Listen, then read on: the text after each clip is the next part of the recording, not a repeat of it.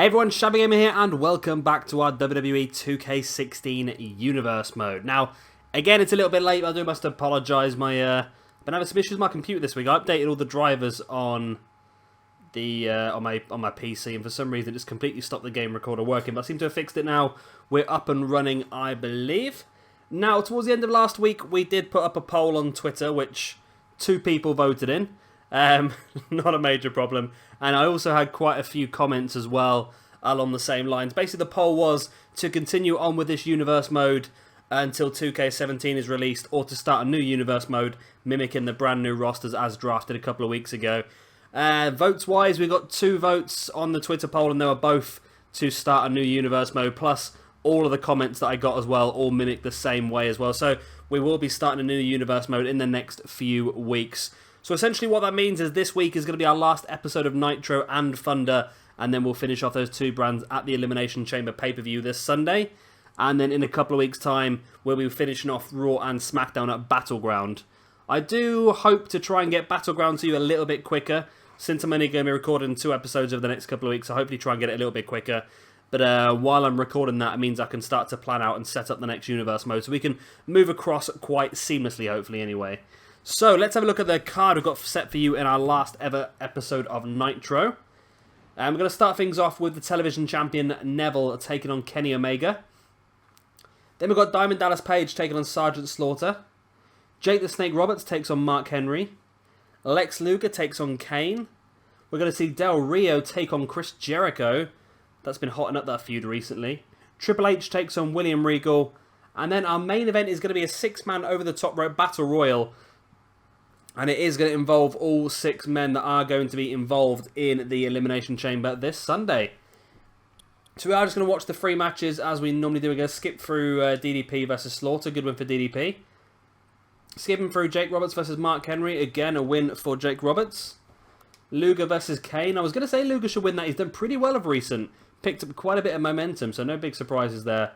And then Triple H versus Kane. A good win there for Triple H. So our 3 matches we're going to watch is Neville versus Kenny Omega, Del Rio versus Jericho, and then the 6-man Battle Royal. Somebody in this Battle Royal is going to pick up quite a lot of momentum going into that Elimination Chamber this Sunday. Without further ado, let's get straight into our first match. And here is confirmation of that first match. Like I said, it is going to be Neville taking on Kenny Omega.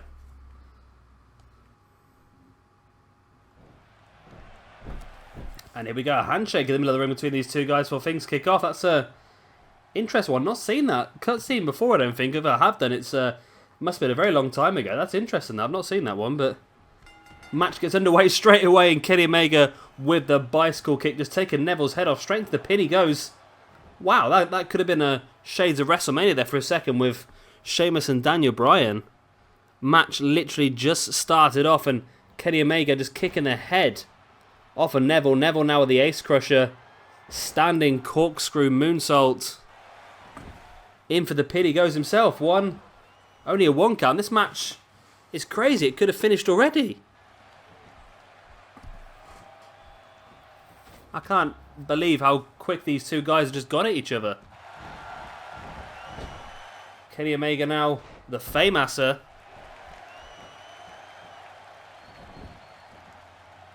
Rolling Neville over now, dropping in to leg lock there. Very clever move. We know that Neville likes to utilise high-flying moves. And by taking out his legs, you can really take that away from him. Neville, though, legs don't seem too much of a problem here as he takes up Kenny Omega, drops him in that very short suplex, almost a brainbuster. Then over the top of the overcastle, bringing Omega back up to his feet. So yeah, like I said, we are going to be starting our new universe mode as of probably in 2 or 3 weeks' time. 3 weeks at the latest. We are going to be using the WWE Raw, SmackDown and NXT rosters as per they are in real life. So that's be pretty cool. I'm looking forward to doing that, to tell the truth. I've really enjoyed the first episodes of Raw and SmackDown, respectively, over the last few days. And I'm looking forward to us being able to really mimic that. And if you've already seen Raw and SmackDown, you'll know that the 2 #1 contenders, well 3 I suppose if you include Seth Rollins I suppose, they're incredible. I'm so happy. If I could have picked 2 people to go for the champ. If I'm going to pick 3 people to go for the championships, of course, if we include Seth Rollins, because of course he hasn't got a championship, Seth, has he? So yeah, if we include Seth Rollins, Finn Balor, and Dolph Ziggler, just for me, SummerSlam to have Seth Rollins versus Finn Balor in one main event, and have Dean Ambrose versus Dolph Ziggler in another. This is just going to be an incredible pay-per-view. I can see American Alpha's probably going to be going for some sort of tag team championship, maybe. It looks like we might have the New Day versus the Club for the tag team championships. It looks like it could be something that's coming down. It looks like Sasha Banks probably versus Charlotte as a rematch. I think SummerSlam is going to be an incredible pay-per-view, probably one of the best pay-per-views we've seen in a very, very long time, and I'm really looking forward to that, and I'm hoping we can start to mimic that in our own universe mode. So like I said, this is going to be our last episode of Nitro in the Nitro Arena. Of course, we are still going to have the Elimination Chamber pay-per-view this Sunday, so be sure to keep an eye out for that. But as soon as the Elimination Chamber pay-per-view is done, that is all for Nitro. They'll be done and dusted from there on. Same will be for Thunder this Thursday as well. They will be done and dusted after that Elimination Chamber pay-per-view this Sunday. That leaves us just with, I think it'll be 2 episodes of Raw and SmackDown, and then the Battleground pay-per-view as well to build up for. And like I said, I'll probably try and get those episodes of Raw and SmackDown uploaded a little bit earlier if I can. But it gives me a chance to really sort of build the new universe mode in the background so we can seamlessly go from one into the other without too much of a problem. Because I don't think there's too many people I'm going to have to get. Quite a lot of the people we need are already in my created list, so it's not too bad really. There's a few people that I haven't got, newer ones like TM61 or Biff Busick or Authors of Pain. It's mainly the NXT guys really. With the announcement obviously of Shelton Benjamin making a return to SmackDown is a big one. Rhino obviously made his return last night at SmackDown as well, so 2 other names I'm going to have to get a hold of, which is not going to be a problem at all. And I'm thinking there's a few people that we know are definitely going to be sticking around. And guys like Tajiri and Brian Kendrick, I would imagine that are both going to get contracts and both going to get signed up as part of the new Cruiserweight division on Raw. It'll be interesting to see how it pans out, but we will be messed around. But I'm thinking Kota Ibushi, probably somebody we can have knocking around SmackDown for NXT, for a while, as well as Bobby Roode is of course already officially signed up by them now. I think that's been announced officially, I believe. Yeah, it's really going to be fun, especially NXT with all the new guys coming in and the rumoured ones being signed up with the Cruiserweight Championship tournament as well. It's going to be pretty cool as Neville lining Kenny Omega up. Is he going to go for it? 2K need to fix this as well. That's a shooting star press. I thought he was going to go for the corkscrew shooting star press, the Red Arrow. Very laboured part of this match there. Neville just stood on the top rope staring down at Kenny Omega, hit the shooting star press in for the pin. Referee just took ages to drop down into the pin as well. Neville now bringing Kenny Omega back up to his feet. Of course, these 2 guys will also be colliding at the Elimination Chamber pay-per-view this Sunday for the television championship here. One of these 2 guys is going to finish this universe mode as the television champion. And I think it really could go either way. Both these guys are very, very talented.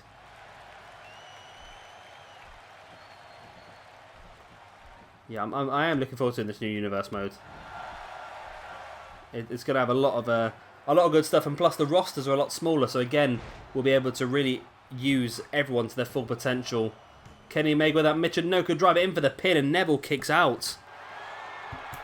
Wow, I thought Omega had the win there. Evidently not quite enough.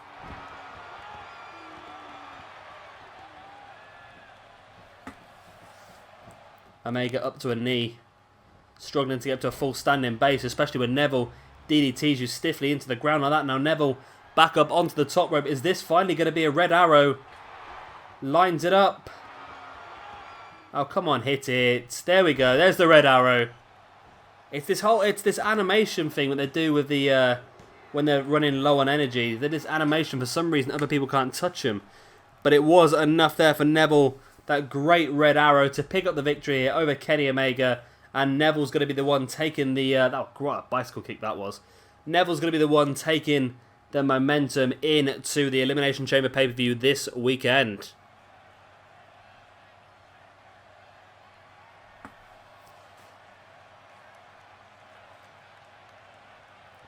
was a really good match, this one, actually. I quite enjoyed this. It really could have gone either way. Both guys had some really good high-fly maneuvers, and both guys really looked like they were going to win the match. Especially that Michinoku driver by Kenny Omega. This is the shooting star press earlier on. And look how long it took him to finally hit it because of that animation. I know they want to try and make it look more realistic with these animations and things like that, but they need to fix that a little bit. And this red arrow is even more special by the fact that Neville put in an extra little rotation to finish it, landing towards the rope. It's pretty impressive, really. And there we go. There was the freak out. Neville, your television champion, victorious here once again. He knows in his mind now that he can defeat Kenny Omega one-on-one. And he's going to have to do that this Sunday at Elimination Chamber to keep a hold of that television championship. And here is the rivalry result. Kenny Omega has been named the #1 contender after a strong showing in a non-championship match. I think that's... he's already been the #1 contender for quite some time now anyway, but there you go. Neville now has got himself a hot streak, but only one. Nothing else in his Roadhouse. Kenny Omega currently with a double momentum boost. So maybe the momentum is actually in the hands of Kenny Omega. And I've just realised instead of becoming enemies, Neville and Kenny Omega have now become allies. That's an interesting one. It's going to add a real different dynamic into the championship match this Sunday. And here is match number 2 of the evening. It is going to be Alberto Del Rio taking on Chris Jericho.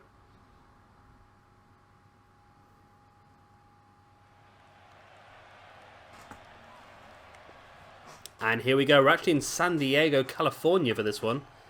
We didn't get to see that at the very beginning.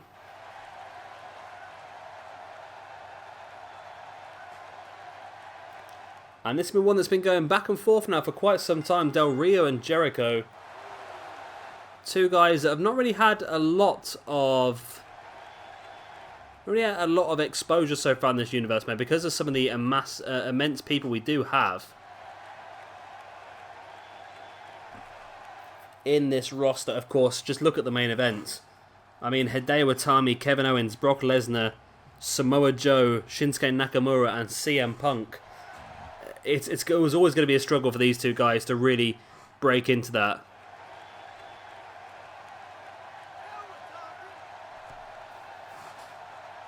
But it's going to be interesting to see how these two guys put it off. And of course, they're both going to be involved in our new universe mode. Of course, Jericho...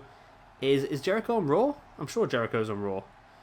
Raw is Jericho. It makes sense, doesn't it, really? And Del Rio on SmackDown. A little bit surprised that Del Rio wasn't involved in the six-pack challenge, actually, for the #1 contendership. Instead, they put in... probably say Baron Corbin, maybe? Or maybe even Apollo Crews, maybe? I don't know.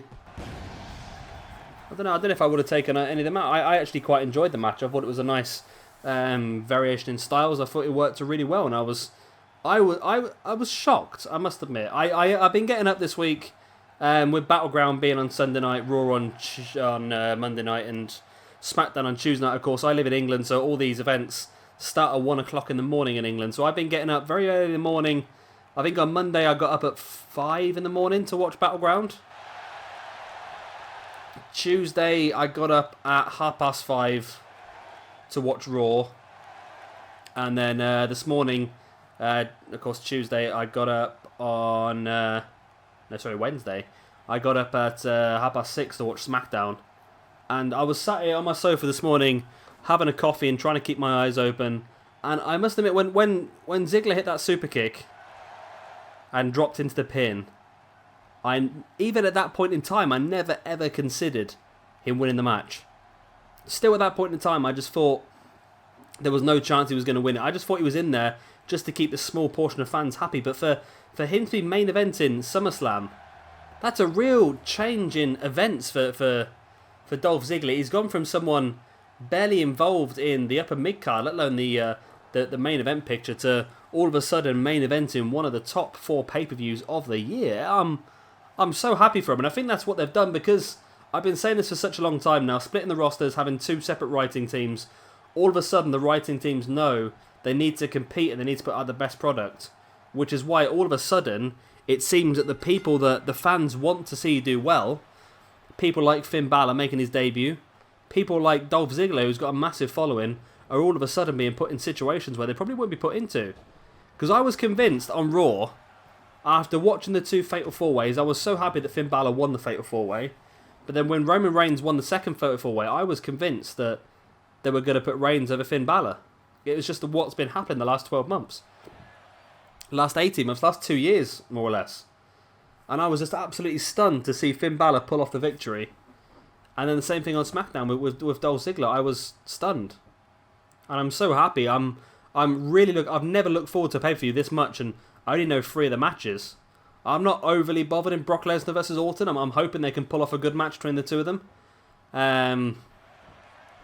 Well, between the amount of performance-enhancing drugs and cannabis they're on, they should be doing quite well. I'm really looking forward to Finn Balor versus Seth Rollins. That's going to be an incredible match. Dolph Ziggler versus Dean Ambrose is going to be pretty good as well. Just looking at some of the other potential matches, I should imagine they'll have some sort of SmackDown Tag Team Championship match that will crown their new champion. I should imagine they'll probably have some sort of Women's Championship as well ongoing, or I don't know whether they might wait out and build up the women's roster a bit more on SmackDown, but it makes sense to get a championship in there now and get that all sorted. It's going to be pretty good. I'm really looking forward to it. And it looks like the whole Heath Slater thing as well. Considering where Heath Slater was a few years back, he is really over now. He really is over, and I actually like him. I do like him. I think he's got a good place in the WWE at the moment, and that little whole segment with Rhino on SmackDown was pretty good. I should imagine the same thing will probably happen on Raw, and he'll get attacked by someone. I can just imagine on Raw just Heath Slater being taken out by Nia Jax or something like that. But we'll wait and see what happens. We'll wait and see what happens, I suppose. It's only a week away now from knowing our next Raw and SmackDown shows, and it's going to be so good. The SmackDown things, if you look at Rhino's return to SmackDown, which has already been reported quite widely over the last few weeks, and they've also mentioned Brian Myers, he's Brian Myers on the indie scene, or Kurt Hawkins returning to SmackDown as well, so that could be another potential return. With Shelton Benjamin, who's already been confirmed as a return. From rumours I've heard as well, MVP is already pretty sure in his own mind that he's going to be returning to WWE, be that on Raw or SmackDown, I'm not 100% sure, but I can imagine that being SmackDown as well, just to help build up their roster. If you think that Raw is going to get a massive influx soon of cruiserweight wrestlers, then I should imagine a lot of these newer guys are going to be going over to SmackDown. And I think there's potential after SummerSlam as well, because SummerSlam weekend is the same weekend as the next NXT TakeOver. I can imagine there's going to be a good chance of having some of the other NXT bigger names moving up to the main roster. Because in fairness, Finn Balor was there for a very, very long time, and luckily Finn's still quite young. I think he's just turned 30 years old, isn't he? So he's got a good sort of 10, 15, 20 years of him on the main roster. Got someone like Samoa Joe's a little bit older than that, and Nakamura is again around about the same sort of age, but the guys are good enough. The guys will sell, so why not bring them onto the main roster? Why not get them going? The whole point of developmental is to develop these people into people that can do really well on the main roster. But guys like Austin Aries, guys like Bobby Roode, guys like Samoa Joe, Nakamura, they're already at a level where they would do incredibly well on the main roster, so it seems a bit pointless to keep them in there for too long when the main roster could do with the extra star power. And I think whichever brand signs up Shinsuke Nakamura is instantly just going to get a massive, massive hit of extra sales. And I'm hoping with the women as well. I'm thinking Bayley and Asuka need to move up onto the main roster pretty soon as well. I can see them both potentially moving up onto SmackDown and creating some sort of brand new, fantastic SmackDown women's roster. Because SmackDown have got Becky Lynch, who for me, I'm a massive fan of Becky. I'm a massive fan of Becky Lynch. They've also got Natalya, which is a strong one again. And they've got Carmella and Alexa Bliss, which are sort of wild cards in the women's division. And then they've got Eva Marie. So they've only got 5 ladies on the SmackDown roster. And the fact that the whole Bayley thing at Battleground last week was only a one-off by all accounts, it still means she is very much open to signing to SmackDown should the offer come. There's a code breaker by Chris Jericho. I've talked through this entire match. And now Chris Jericho looks to pick up the freak out. He does not, though. Del Rio kicks out of the code breaker. Wow. Wasn't expecting that, I must admit.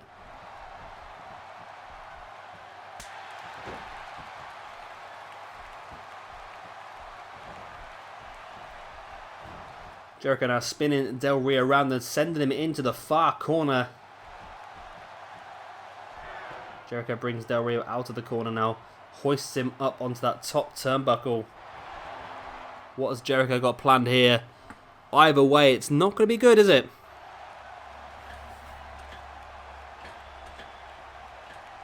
Big superplex by Jericho. Del Rio hits the ground hard now. Jericho. What's he going for here? Springboard case of... I don't think he quite got as much as he wanted to on that one. He got a chunk of it, but not as much as he wanted to. And I think he might have actually ended up hurting himself more than anything else.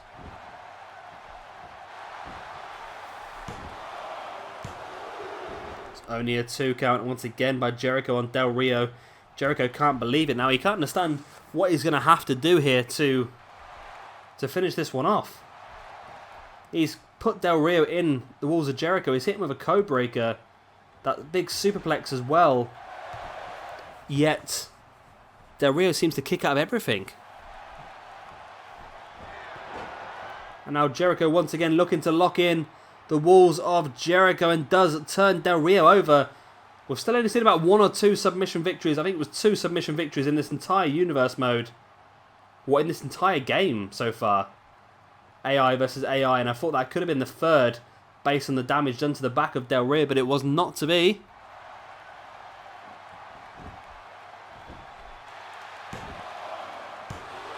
It's only a 2 count once again. What is Jericho going to have to do to keep Del Rio down? Big kick to the face of Del Rio.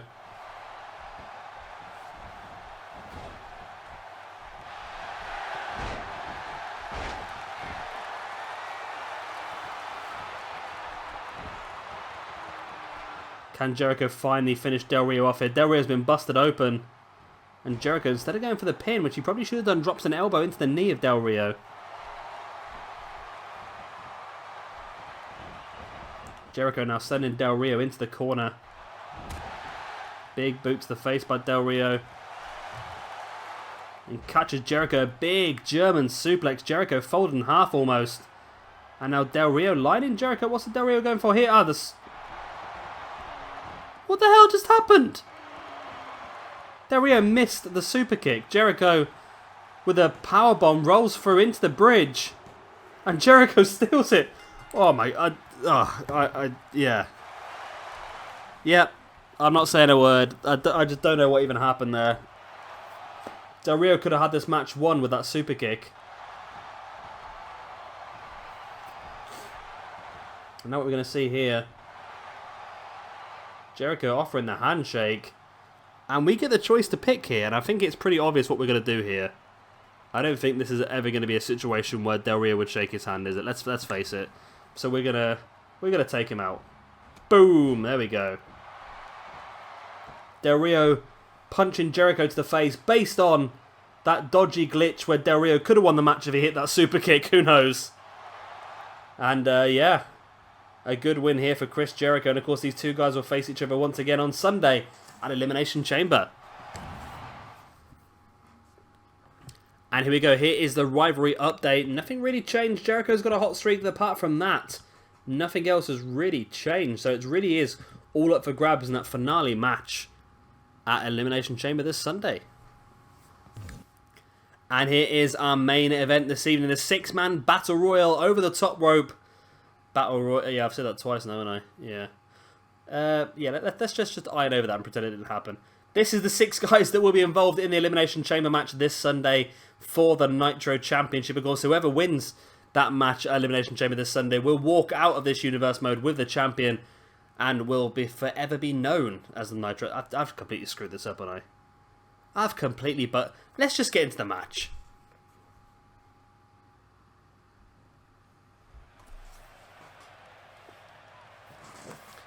And here we go.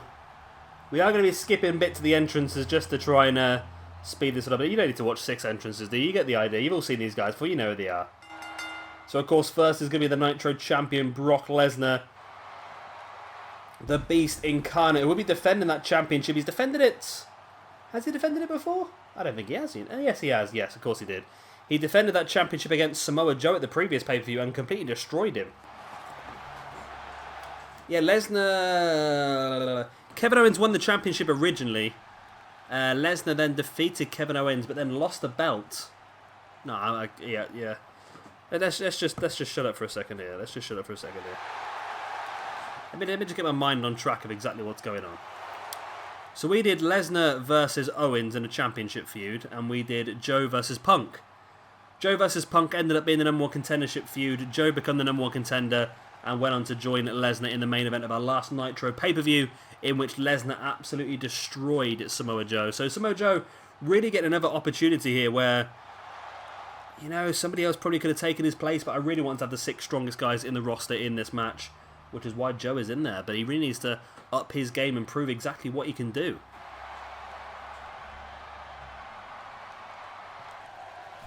And entrant number 2, speak of the devil, is going to be the Samoan submission machine, Samoa Joe.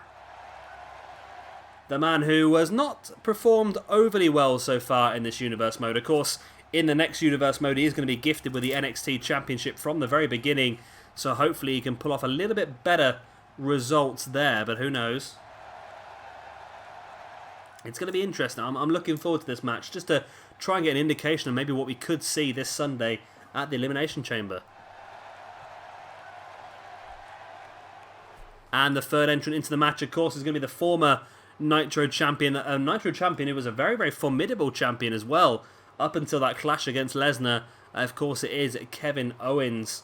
Was absolutely dominant in this universe mode. Didn't lose a match for the first couple of months or so, even defeating Lesnar in a non-championship match as well. So he'll be looking and he'll be desperate to get that belt back on Sunday.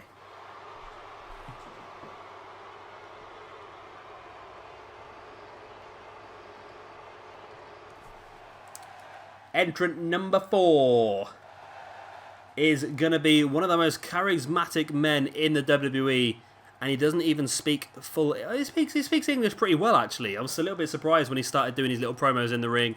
His English is not bad at all. It needs a little bit of work to become fully fluent. I think it's mainly the accent that might just need to be refined a little bit, but apart from that, he's an incredible wrestler, but he's so charismatic with just his movements and just his body language.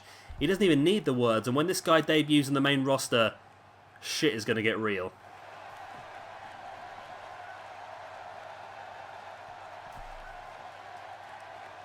The lights go out, and I can't remember who it is next. It is Hideo Itami. Now, Hideo has made his way into this match because of how well he has done recently. He was the former television champion, lost the belt to Neville at the previous pay-per-view, but before that, we did champion versus champion. Hideo Itami versus Brock Lesnar. And Itami pulled off the victory over Lesnar. That's why Itami was given this opportunity to prove exactly what he could do against some of the top men in the Nitro roster.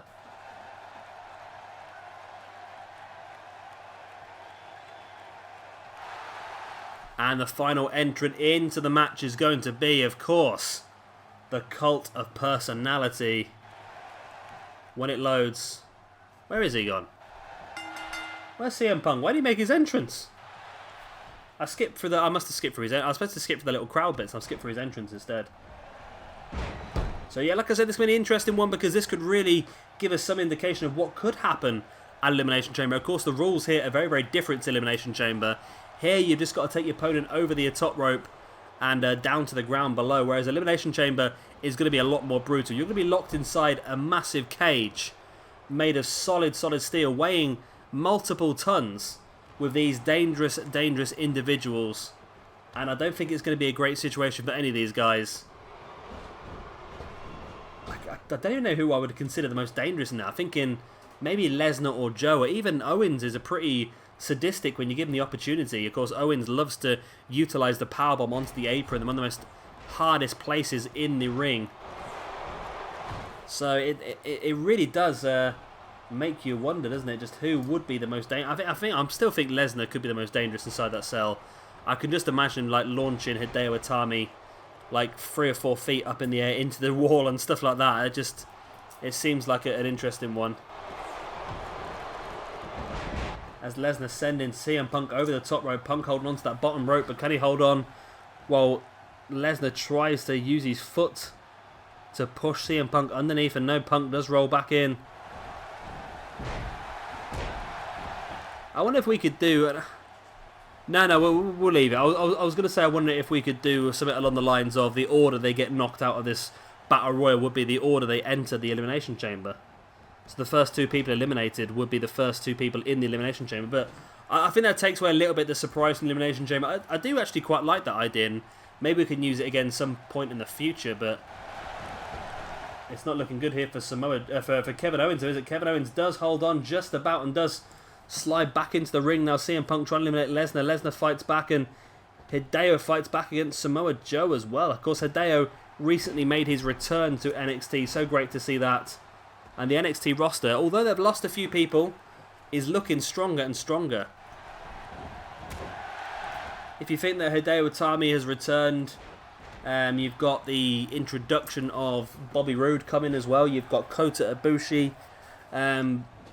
I reckon Ibushi may be signed. Nothing official has been said yet, but rumour has it he's been offered a contract, and he was the only one of the Cruiserweight Classic guys to work the NXT taping. So for me, it just looks like it's a... I know it doesn't necessarily mean he is signed, considering that Gargano and Ciampa have worked the NXT roster tapings now for the last sort of 2 years, and they've only recently been signed. Again, still only rumoured they've been signed, but the fact they've both announced their last indie dates, to me, makes me think that they're definitely going to go for that. Samoa Joe now sending Hideo Itami over the top rope. Can he force the first elimination, as Kevin Owens trying to eliminate Nakamura as well?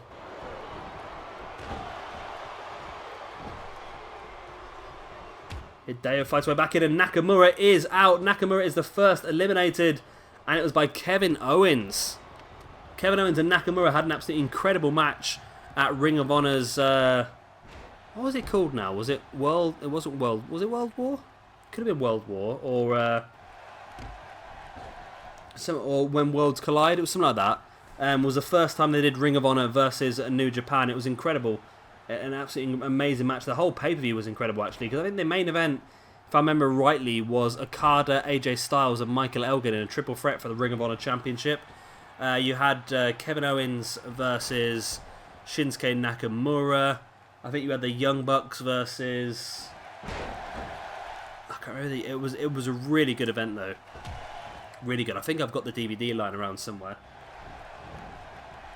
So let's see who the second person is eliminated from this one. Nakamura is going to be going into that match on Sunday. He would like to have got the momentum from this one. I don't think it's going to matter overly too much. It is only a battle royal. Like I said, the Elimination Chamber is a completely different animal to try and compete in. Owens sending Samoa Joe over the top, and see Brock Lesnar just pushing Kevin Owens out the way, trying to eliminate Joe himself, and Owens took exception to that. And now all of a sudden it's Lesnar in trouble, and Owens does the same thing to Samoa Joe that Brock Lesnar just did to him, pushes Joe out the way as he tries to eliminate Kevin Owens. Everyone's going to want to eliminate Brock Lesnar, sorry. Everyone's going to want to eliminate Brock Lesnar here, because it's going to make a statement going into this Sunday that you eliminated the champion. Although I don't think eliminating Brock Lesnar is a great idea, because this Sunday you do not want Brock Lesnar's target firmly on your back, do you really? That could be pretty dangerous.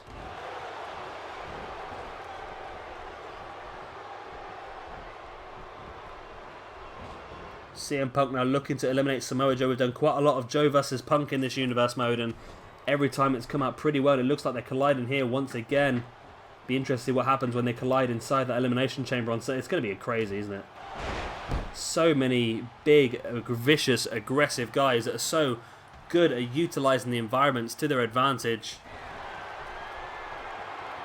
Kevin Owens now taking Hideo Itami up into the Troll Package Power Driver. I think that's called the Signed Winder Suplex, I believe it's called. Lesnar taking Joe over the top rope.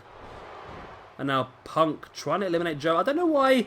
I'm sure they used to. I think they do it in more Raw Rumbles, that they team up and try and eliminate people. I don't know why they don't seem to do it in these Battle Royals. As Kevin Owens looking to eliminate Hideo Itami now. That'd be Kevin Owens' second elimination of the match. The only person to eliminate someone so far. Owens now sending Lesnar off that far rope and into the elbow.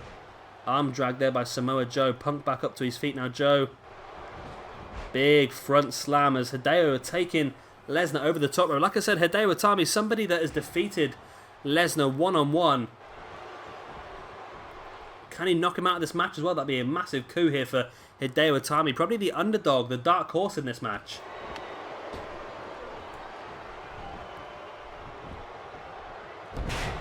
Oh, great suplex there by Kevin Owens. Big boot to the face there by Hideo Itami as Brock Lesnar just takes a step back and watches proceedings for a second. Now throwing Hideo Itami off that far rope, takes him up, and Hideo slides free and dropping Brock Lesnar in that backdrop. Joe spinning Owens around, sending Owens over the top rope. Owens holding on for dear life now and being forced by Joe. Could this be the end of Kevin Owens in this match? Lesnar in the background with a butterfly suplex. Now again, Hideo Itami rolls free very well. And it's amazing how much further we got into this match since Nakamura was eliminated. And you've got to think, Nakamura, although he's been eliminated first, he's going to be unhappy with that. You've got to think that he's now managed to rest. Whereas these other guys have gone on to wrestle like another 5 or 6 minutes. If this match goes much longer, then their bodies might not be 100% going into that match on Sunday in the Elimination Chamber. Whereas Shinsuke Nakamura is going to be in very good condition. Hideo Itami looks like he could eliminate Brock Lesnar. He does!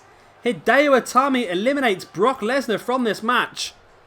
And Hideo, you know, he might just have the edge over, I don't know how, but he's defeated Lesnar in a champion versus champion match already. Now he's the man who's eliminated Lesnar from this 6-man battle royal. If he can eliminate him from the Elimination Chamber on Sunday as well, that would really throw this match wide open as CM Punk now looking to eliminate Hideo Itami. As Kevin Owens sending Samoa Joe over the top rope. Owens now trying to force Joe down, but Joe fights his way back in. And now Punk once again trying to eliminate Hideo, and Hideo fights his way back.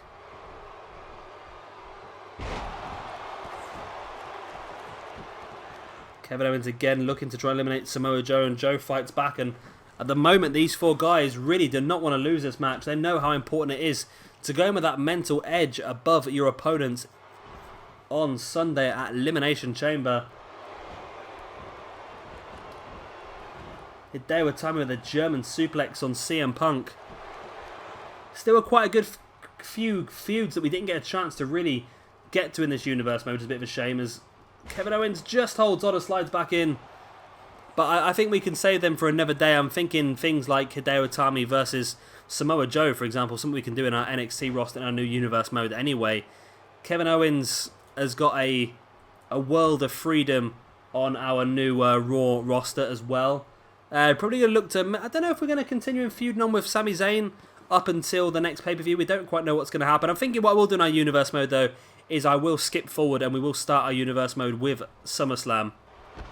I think that's going to be a wise thing to do. There goes Kevin Owens eliminated by Samoa Joe. And we are down to our final 3. Samoa Joe, CM Punk and Hideo Itami. I said at the beginning of the match that Samoa Joe really needed to pull off a fantastic performance here. He got a real beating at the last pay-per-view at the hands of Brock Lesnar, and he needs to prove himself. And a man that just continues to prove himself here is Hideo Itami. Not only eliminated the champion Brock Lesnar, but now eliminated CM Punk as well. And now we are down to a final 2. 2 guys that really have something to prove. Hideo Itami really seen as the underdog for this match on Sunday. Samoa Joe seen as a man who really needs to prove himself after that heavy beating by Brock Lesnar. Which one of these 2 guys is really going to be able to build themselves up into that Elimination Chamber on Sunday? Joe dropping Hideo face first.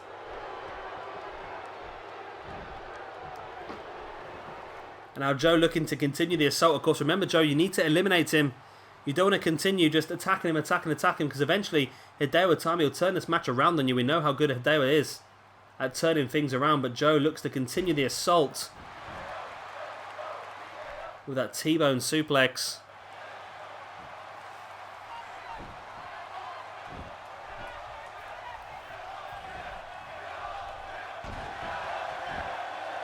Samoa Joe just beating the back now of Hideo Itami, and Itami's in real trouble here against Joe, but like I said, we know how good Itami is at turning things around. There's a knee drop into the face, and Hideo has been busted open from that.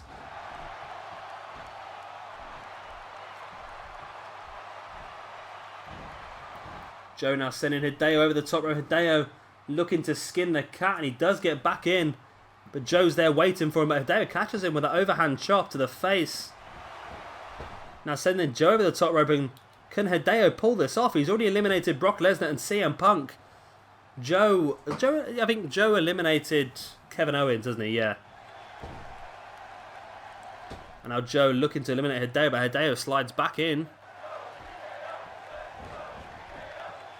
And Hideo now sending Joe over the top. If Hideo could eliminate Joe here, he would have eliminated 3 men from this match. And it looks like he might do Joe, holding on for dear life. And he doesn't manage to hold on. And it's Hideo Itami, the dark horse in this match, has just pulled off a victory in the 6-man Battle Royal match. And that has really thrown things wide open now. So Hideo not only eliminated Lesnar, he also eliminated Punk. And just eliminated Joe as well. So 3 of the 5 opponents for Hideo, he eliminated himself. The other 2, of course, were Kevin Owens, who was eliminated by Samoa Joe, and then Nakamura, who was eliminated by Kevin Owens. So a great win here for Hideo Itami. He's going to take this motivation and this momentum forward into Elimination Chamber this Sunday. And who knows, he could walk out with that Nitro Championship. So guys, that is the end of this episode. I hope you have enjoyed it. Of course, if you have, it would be incredible if you would hit that like button. It does really help me out. And of course, if you are new around here and you've enjoyed what you've seen, hit that subscribe button as well for a lot more WWE 2K16. Of course, we are going to be starting a new universe mode in a few weeks' time. But up until then, of course, we need to finish this one off. This is our last episode of Nitro now, apart from our Elimination Chamber pay-per-view this Sunday. We've got our last episode of Thunder this week as well before we hit the Elimination Chamber. And then we've got another 3 weeks' worth at the moment of Raw and SmackDown. And then, of course, we have that Battleground pay-per-view to finish things off. I've been Shabby Gamer. Thank you very much for watching, and I'll see you all next time.